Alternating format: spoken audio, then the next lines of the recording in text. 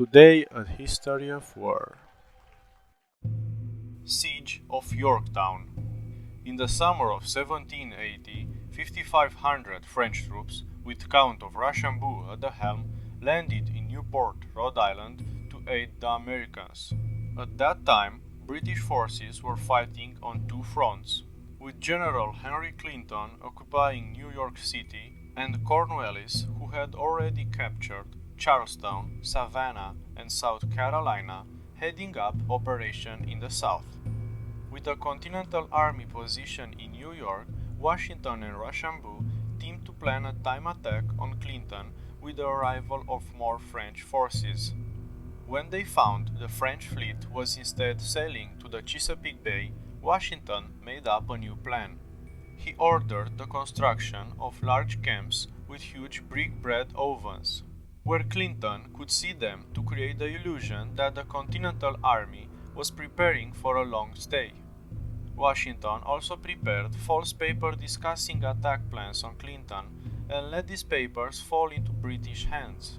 By mid-September 1781, Washington and Rochambeau arrived in Williamsburg, Virginia, 13 miles from the tobacco port of Yorktown, where Cornwallis' men had built a defense of 10 small forts with artillery batteries and connecting trenches.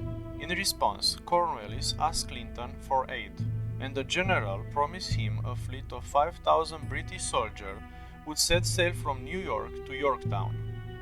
With a small force left in New York, about 2,500 Americans and 4,000 French soldiers, facing some 8,000 British troops, began digging their own trenches 800 yards from the bridge and started a nearly week-long artillery assault on the enemy on October 9th.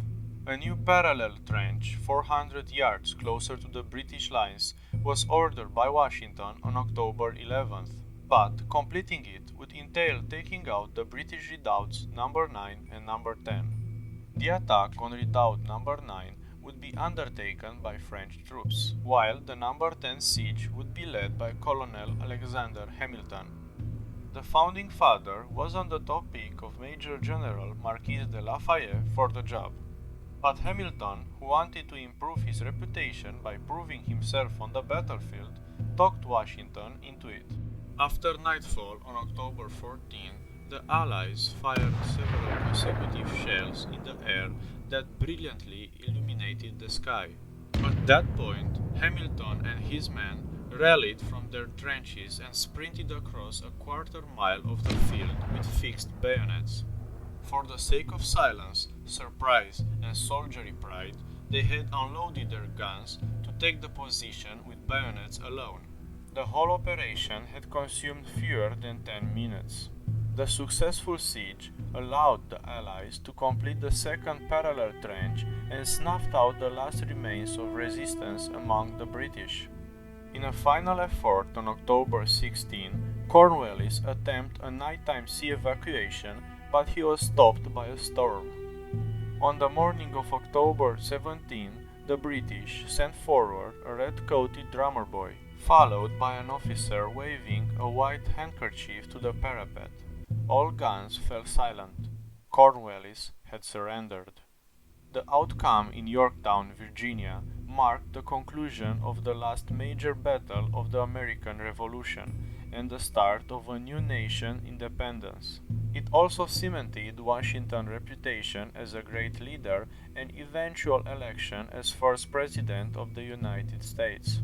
This was the first episode in the new series called The Battles That Change History.